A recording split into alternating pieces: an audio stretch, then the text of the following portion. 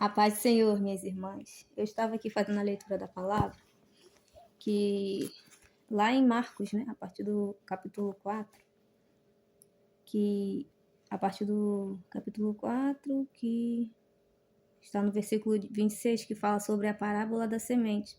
E diz assim, o Senhor Jesus explicando aos discípulos, ao povo: o reino de Deus é assim, como se um homem lançasse a semente à terra, então dormisse e se levantasse de noite ou de dia, e a semente brotasse e crescesse, não sabendo ele como, porque a terra por si mesmo frutifica, primeiro a erva, depois a espiga, por último o grão cheio de espiga. E quando já o fruto se mostra, mete-lhe logo a foice, porque é chegado a ceifa.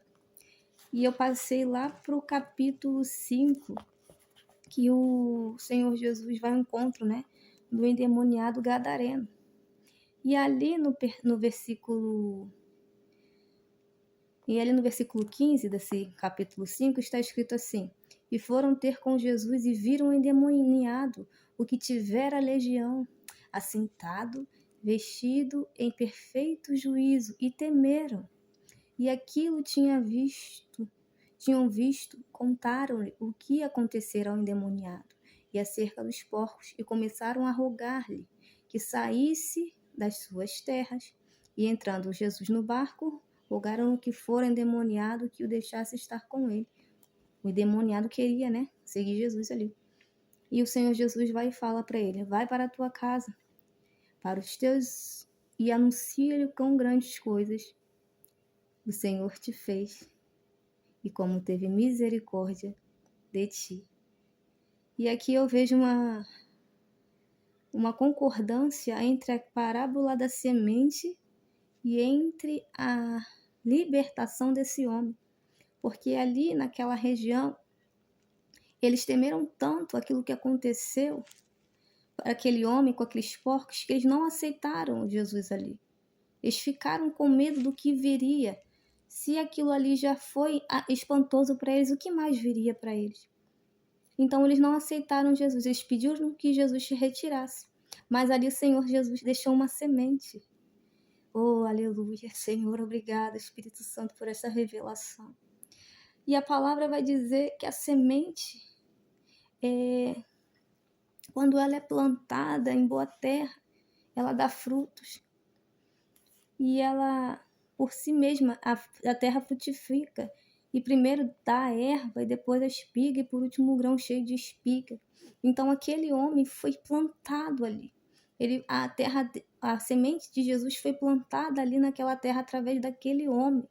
E através da vida daquele homem, nasceria a erva, nasceria os grãos, nasceria a espiga naquela região. Então, por mais que eles estivessem ali, naquele momento rejeitado Jesus, o Senhor, ele deixou uma semente ali plantada, que era a vida desse homem, que era a libertação, que era o testemunho desse homem.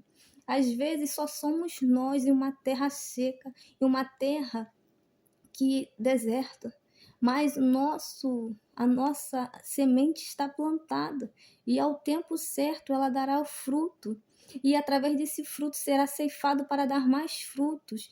Não sei se é só você dentro da sua casa que louva, que adora o Senhor, mas o Senhor está dizendo aqui que esta semente ela será frutificada, porque pela terra mesmo ela frutificará, e a terra é o nosso Senhor Jesus. E somos sementes plantadas, enxertadas nele. Então, meu irmão, minha irmã,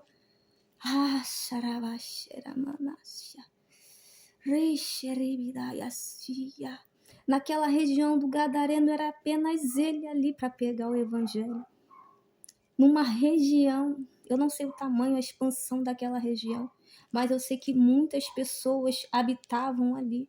Não somente a família dele, mas outras famílias também. E aquilo que o Senhor Jesus fez na vida dele, no tempo certo iria dar frutos para o reino. Ei, eu quero dizer para você, você não está no lugar errado. Você não está na família errada. Você não está numa igreja errada, porque às vezes a gente se encontra numa igreja que parece que a gente é o único que sente a presença ali. Mas quando a gente tem a nossa semente plantada na terra do Senhor, a gente dá fruto, mesmo que o lugar seja seco, mesmo que o lugar seja deserto. Nós temos uma semente plantada no Evangelho, na palavra e no nosso Senhor Jesus. Ora xerebidácia, ramanohácia, rabacancho, ramanácia. Ele fala que vai para a tua casa, para os teus, e anuncia-lhe quão grandes coisas o Senhor te fez e como teve misericórdia de ti.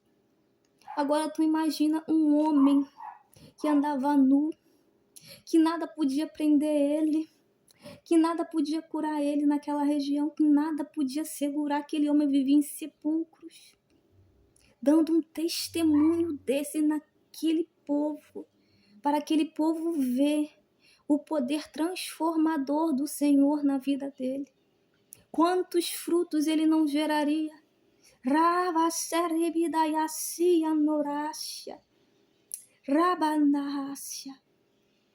Então que podemos ser geradores de testemunho, não importa o lugar, não importa a região, não importa se a terra ali ainda está seca, não importa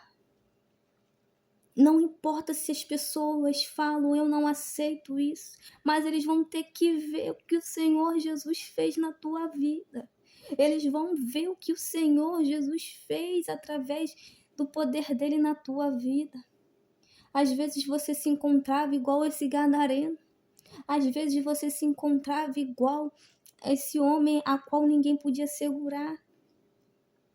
E a tua vida foi transformada pelo poder de Jesus. E isso já é um testemunho, isso já é uma semente no coração de muitas pessoas que te vê. Porque eles olham para você e vê o poder de Deus transformador. Então, ele não no momento ali, ele não, a necessidade do Senhor na vida dele não era que ele caminhasse junto com o Senhor, indo de cidade em cidade, mas era testemunhar a grandeza de Deus na vida dele ali, na região a qual ele habitava, na família dele, no bairro dele, na rua dele. As pessoas, elas têm que ver em nós o testemunho de Deus, um testemunho vivo, que Deus transforma, que Deus cura, que Deus sara, que Deus liberta. É isso que o Senhor quer de nós, que a gente conte o nosso testemunho, que a gente mostre o nosso testemunho para aqueles que ainda se encontram em trevas, para aqueles que ainda se encontram longe da luz do Senhor.